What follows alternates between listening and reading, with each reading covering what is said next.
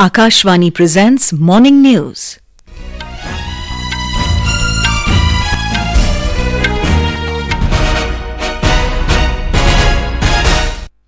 Good morning, I'm Sarabjit Kaur. The headlines. Campaigning for first phase of Lok Sabha elections in top gear with polling date coming closer. Leaders of various political parties leave no stone unturned to woo voters. Kuwait's Emir appoints Ahmad Abdullah al-Ahmad al-Sabah as new Prime Minister of Kuwait. IMD forecasts light to moderate rainfall and thunderstorms over northeast India till 21st of this month. And in IPL Cricket, Sunrisers Hyderabad defeat Royal Challengers Bengaluru by 25 runs. And now the news in detail. Campaigning for the first phase of Lok Sabha elections is in top gear as the leaders of various political parties are campaigning across states to woo the voters. The leaders are leaving no stone unturned as the polling date for the first phase approaches. The polling for this phase is on 19th of this month in 102 constituencies spread across 21 states and union territories. Prime Minister and senior BJP leader Narendra Modi will address two public meetings in Gaya and Purnia in Bihar today in support of NDA candidates. First election rally will be held in Gaya parliamentary constituencies, where Prime Minister will address a public meeting at Gandhi Maidan this morning. The second public meeting will be held at Rangbhumi Maidan in Purnia this afternoon. After the announcement of Lok Sabha elections, this is the third visit of Prime Minister Modi to Bihar. Earlier, he had held public meetings in Jamui and Nevada parliamentary constituencies this month. Polling in Gaya is in the first phase on 19th, while Purnia Lok Sabha segment will go to polls on 26th of this month in the second phase. Prime Minister will also address two public meetings in West Bengal today. He will address a Vijay Sankalp Yatra at Balurghat Railway Ground in support of party's Lok Sabha candidate from Balurghat Parliamentary Constituency. Later, he will address another meeting at Raiganj. In our series covering profiles of key constituencies across states and union territories during the Lok Sabha elections, today we bring a report on Jalpaiguri Lok Sabha constituency of West Bengal. More details from our correspondent.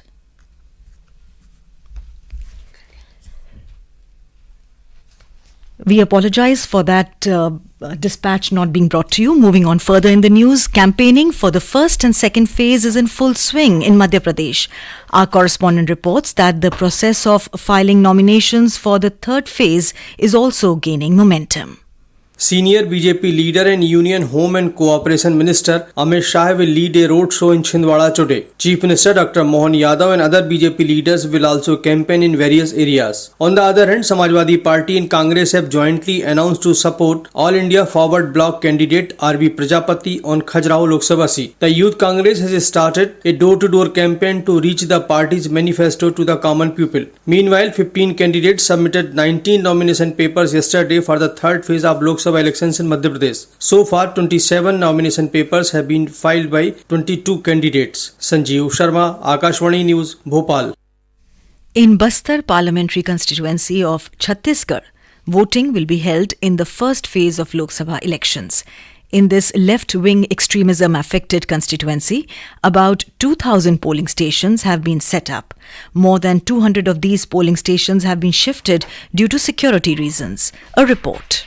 Bastar Lok Sabha constituency of Chhattisgarh is one of the most Maoist affected areas of the country. Under this Lok Sabha constituency, there are 6 polling stations in Bijapur district where people will be able to vote again after about 20 years. With the establishment of security camps in the surrounding areas, the villagers residing in Pusnar, Bechapal, Palnar and Galgam areas are again able to vote in their villages after a long time. District Collector Anurag Pandey said that many activities are being organized under the voter awareness campaign. Superintendent of Police Dr. Jitendra Yadav has said that every possible measure has been taken to conduct the voting process in a peaceful manner. Vikalp Shukla, Akashvani News, Raipur.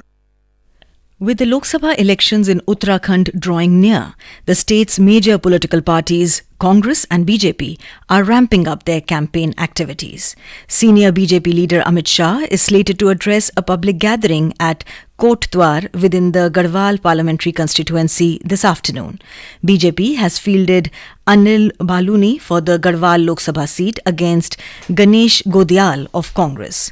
The campaign machinery of Congress, BSP and Uttarakhand Kranti Dal is also operating at full throttle. Notably, on April 19th, a significant 83,37,914 eligible voters in the state will exercise their franchise, determining the electoral fate of 55 candidates vying for the 5 Lok Sabha seats. In Meghalaya, the Election Commission has taken various efforts to motivate the voters to exercise their franchise. The state will also go to polls in the first phase. Among the major tribal groups of Meghalaya, the Khasi tribe inhabits the Khasi Hills region, while the Garo and Jaintia Hills in the Garo Hills region are predominantly inhabited by the Jaintia tribe. The Election Commission has made short films in Khasi, Garo and Jaintia languages to tackle the challenges. The message of exercising franchises is also being given to the youth by organizing friendly matches of football. Technical sessions are being organized in various schools and colleges to teach students how to use electronic voting machine with VVPAT. Paritosh Dikshit, Akashvani, Shillong. In Arunachal Pradesh, the first batch of polling team was airlifted with polling material to 4 interior and remote polling booths yesterday. These polling booths are in Pipsorang Circle under Tali Assembly constituency in Kradadi district. Toko Babu, OST to Arunachal Pradesh Chief Electoral Officer, said the team will be stationed at Tali and from there it will undertake foot march to reach the 4 respective polling booths. He said that the polling stations where foot march will be required, the polling teams will leave on 17th of this month for their respective polling stations from district headquarters. He also informed that in the state, 33 poll-related incidents of violence have been reported so far and cases are registered at the respective polling stations. He added that one person has lost his life in poll-related violence in West Kamang district. Arunachal Pradesh is going for simultaneous Lok Sabha and Assembly polls in a single phase on 19th of this month. We now bring you a report on Jalpaiguri Lok Sabha constituency of West Bengal. Jalpaiguri in West Bengal will go under poll on 19th April under the first phase of Lok Sabha election. There are more than 18 lakh voters in this constituency, in which more than 8 lakhs are female voters. There are 13 third gender voters also. This is a reserved seat for scheduled caste and consists of 7 assembly constituencies. There are more than 1900 polling stations in Jalpaiguri parliamentary constituency. Election Commission has provided facility for home voting for Divyangs of 40 plus disability and old persons aged 85 plus. Home voting was conducted in the presence of central and state forces. Commission is doing everything for a free and fair vote. Awareness campaigns had been organized by the Commission at various parts of this constituency to persuade voters to come more in numbers on the voting day. Various political parties are doing public meetings and road shows to influence the voters of this Lok Sabha constituency. Kalyan Laha, Akashvani News, Kolkata. This is Akashvani giving you the news. For quick news updates round the clock, follow us on our Twitter handle at AIR News Alerts. Lok Nirnay 2024, a special program on the general elections, every evening at 7 and repeat broadcast at 9:30 p.m. on Akashvani Gold. Updates of election activities, insights from regions and constituencies, expert opinion and analysis. In the world's largest festival of democracy. Stay tuned to Lok Prasarak ke saath, Lok Nirnay 2024. Welcome back to the morning news. The Supreme Court issued a notice to the Enforcement Directorate (ED) yesterday on Delhi CM Arvind Kejriwal's petition. He had filed the petition seeking his release from custody in relation to the alleged Delhi excise scam case. The Apex Court will hear the case again on 29th of this month and has refused to consider the plea for an interim release without waiting for the ED's reply. Delhi Rouse Avenue Court extended the judicial custody of Delhi Chief Minister Arvind Kejriwal till 23rd of this month. In Orissa, at least 5 persons, including a woman, died and more than 35 others were injured after a bus fell from a bridge in Jalpaiguri district last night. The incident took place on Barabati Bridge on National Highway 16 when the bus was en route to Haldia in West Bengal from Puri. The seriously injured passengers, including women and children, were taken to SCB Medical College and Hospital at Cuttack for better treatment. Noted Carnatic musician K.G. Jain passed away at Tiripunthura in Kochi early this morning. He was 90. Known for his devotional songs, Jain composed more than 1,000 songs and has been the music director for a few Malayalam and Tamil films. A Padma Shri recipient, Jain was also rewarded the Kerala Sangeet Academy and the Hari Varsanam Awards. Malayalam actor Manoj K. Jain is his younger son. Kuwait's Emir appointed Ahmad Abdullah al-Ahmad al-Sabah as the new Prime Minister of Kuwait yesterday.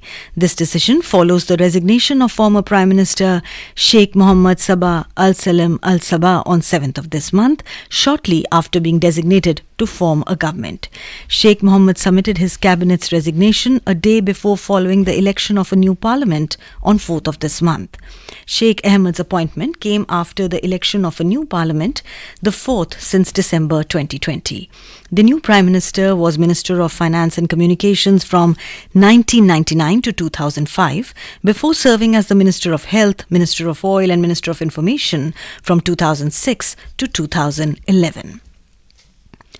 The India Meteorological Department, IMD, has forecast light to moderate rainfall, thunderstorms and lightning over northeast India till the 21st of this month. The weather department said these conditions will prevail over parts of Arunachal Pradesh, Assam and Meghalaya during the next 6 days. In North India, rainfall and snowfall with thunderstorms, lightning and gusty winds of up to 40 km per hour will prevail over parts of Jammu and Kashmir, Ladakh, Himachal Pradesh and Uttarakhand from the 18th to the 21st of this month. The weather agency said that maximum temperatures will rise by 2 to 4 degrees Celsius over central India during the next 2 days and by 2 to 3 degrees Celsius over East India and Maharashtra during the next 3 to 4 days. On to sports news now. In IPL Cricket, Sunrisers Hyderabad defeated Royal Challengers Bengaluru by 25 runs at the M. Chinnaswamy Stadium in Bengaluru last night. Chasing a target of 288 runs, Royal Challengers Bengaluru made 262 for the loss of 7 wickets in the stipulated 20 overs. Kolkata Knight Riders will take on Rajasthan Royals at Eden Gardens in Kolkata today. The match will begin at 7:30 this evening. And now for a look at today's newspapers, it's over to Anita Anand. Thank you, Sarabjit. Most papers today open with the forecast of above normal rainfall during the upcoming monsoon season. The Pioneer headline reads, Boost for Indian agriculture as IMD predicts above normal monsoon. The other story that takes the limelight today is the world leaders calling on Israel for restraint. The Hindustan Times leads with, Can't afford war. World urges Israel to back off. West Asia flare-up rolls. Equity rupee writes the Business Standard. On the election front, the Asian Age opens with Modi pledges drug-free India, slams left for corruption, loot. In Manipur, Shah says government will not allow state to be divided, headlines the Hindustan Times. The Statesman takes note, Election Commission seizes record rupees 4,650 crores ahead of Lok Sabha polls. And finally, the Hindu has a picture of Shakti, Mumbai Zoo's Royal Bengal tiger, catching a break from the relentless heat by taking a dip in the water tank inside the tiger enclosure. And with that, it's back to you, Sarabjit. Thank you, Anita. And now, before we end the bulletin, the headlines once again. Campaigning for first phase of Lok Sabha elections in top gear with polling date coming closer. Leaders of various political parties leave no stone unturned to woo voters. Kuwait's Emir appoints Ahmad Abdullah al-Ahmad al-Sabah as new Prime Minister of Kuwait. IMD forecasts light to moderate rainfall and thunderstorms over northeast India till 21st of this month. And in IPL cricket, Sunrisers Hyderabad defeat Royal Challengers Bengaluru by 25 runs. And with that, we end the morning news. Have a nice day.